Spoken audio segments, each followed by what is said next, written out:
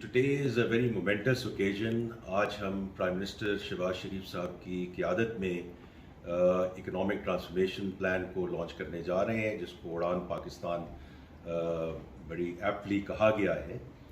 اس کا مقصد یہ ہے کہ جو میکرو اکنامک اسٹیبلٹی اس وقت ملک میں آ چکی ہے اور ایک فاؤنڈیشن بن چکی ہے، اس فاؤنڈیشن کو ہم نے آگے کیسے لے کے جانا ہے toward sustainable growth.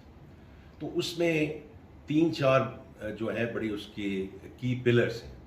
First of all جو ہماری گروتھ ہوگی انشاءاللہ that would be export led, تاکہ ہم وہ بوم اور بس سائیکل میں نہ جائیں جو ہم پچھلے کچھ ادوار میں جاتے رہے ہیں۔ دوسرا، the private sector has to lead this country.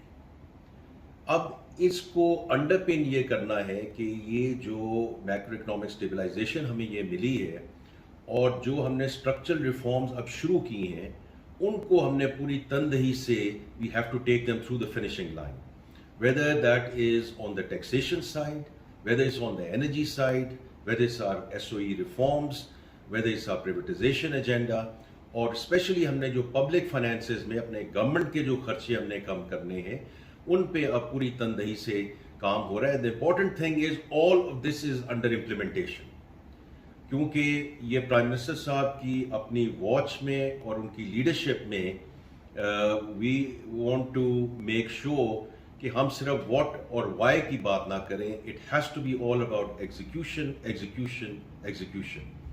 اور یہ اڑان پاکستان ہمیں انشاءاللہ بالکل ہمیں اگلے 2 سے 3 سال میں ایک ایسے مقام پہ پہنچائے گا کہ دس ول result in this being the last IMF program.